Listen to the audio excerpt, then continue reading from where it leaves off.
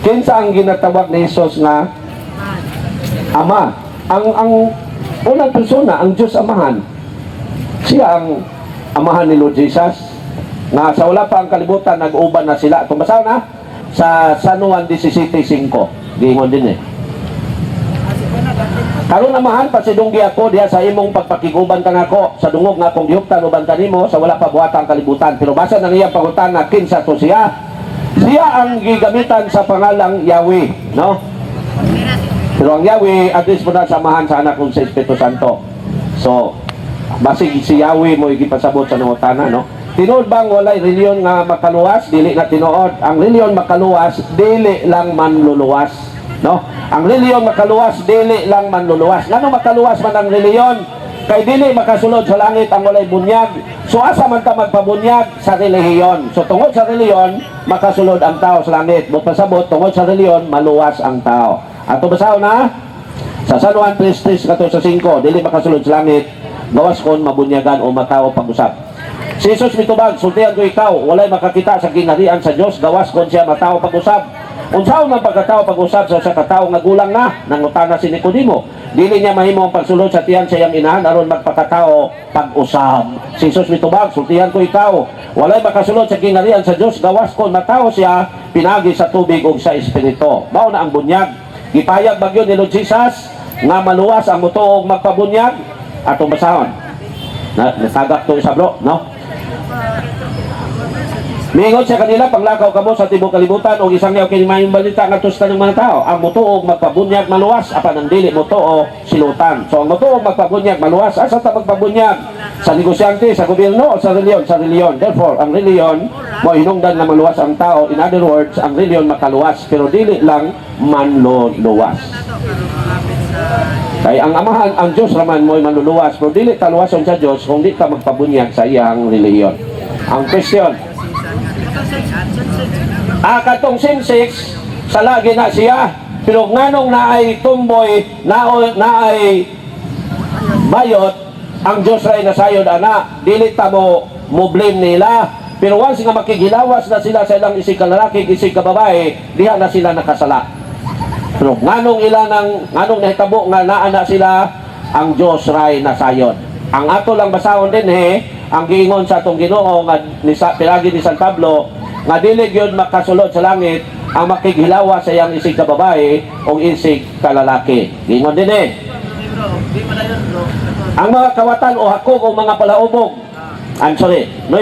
Sa walay duha-duha na sayod kamo nga ang mga dautan dili makasulod sa gingharian sa Dios. Ayaw libungi ang inyong kaugalingon kay ang mga taong makighilawason o nagsimba sa mga Diyos o mga mananapaw o makighilawas sa isig ka lalaki o isig ka babae, mga kawatan, mga hakog, mga palahubog, tinbutang-butang, dili mga malapason sa balaod, dili makasulod sa gingharian sa Dios.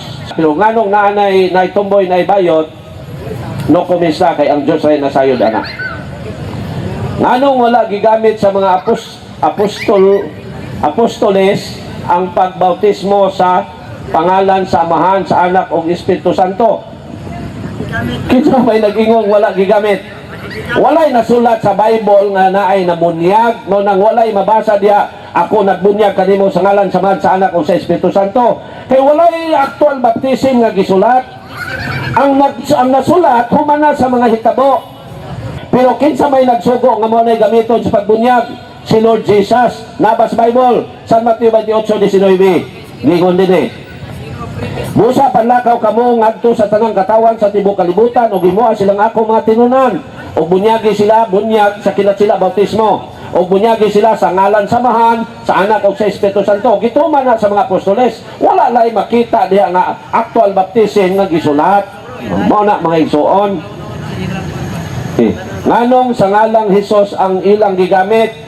Authority man ato basa na sa buhat 19:6 a 5. Authority para ba lang matumakayso ng pulis mo dakop gani na sila mo ingon sa ngalan sa balaod ampo na lang nya ikaw gidakop mangutana pa ni Rasen unsa day ngalan sa balaod di na mao. So ang gingon din authority na nga pabunyag mo sa ngalan ni Hesus buhat 19:5 mo na authority na pabunyag mo kay sugo ni Lord Jesus ana mo na gipasabot. Sa pagkadungog nila nini, gibunyagan sila sa ngalan sa Ginoong Hesus. Nganuman tuod kay authority ang ilang gigamit. Nga tungod ni Lord Jesus gibunyagan mo. Ana, pero kung tanaw na to sa Bible, unsay gamiton sa ngalan sa mansa anak sa Espiritu Santo. Tanaw na to sa history ang pagpamunyag sa mga Katoliko o Christian sa ngalan sa mansa anak sa Espiritu Santo. So ayaw mo pagtuo, ayaw mo padalaan ng ato makaison ng mga non-Katolik kay sikta naman na sila. Wata magpasipala nila ato lang giklaro nga sikta na sila. Bot pasabot dili sila katudlo o gusto. Nabay mabasa sa Bible nga Romano Katoliko ang tinuod nga reliyon. Yes, gipayag na nga ang Christian religion Roman Catholic ato basahon ang Roma 1:7. Ngano unsay gibasihan ngano ang Christian religion may paila sa iyang pagka Roman Catholic sa pagdagan sa mga katuigan nga sa sinugdan gitawang lang sila o Catholic Church. Pero tungod kay doon na dagang migamit sa word Catholic, mo nang giklaro na nila nga ang Roman Catholic mo'y tinuod. Mabasa mo na sa Bible nga mao gina Roma 1:7. Busa gisulatan ko kamong tanan diha sa Roma nga gihigugma og gitawag sa Dios aron mahimong iyang katawhan. Atagan unta kabugasya o kalinaw sa Dios nga atong amahan og sa Ginoo Hesukristo 8. Una sa tanan, nagpasalamat ako sa Diyos, pinagi kang Hesukristo, alang kaninyong tanan.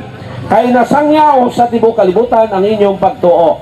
So ang pagtuo sa mga Christians na nagsukat sa Roma, mo'y nasangyaw sa tibuok kalibutan. Pag ingong nasangyaw sa tibuok kalibutan, sa English na universal. Sa laing word sa English, Katoliko, Katolik.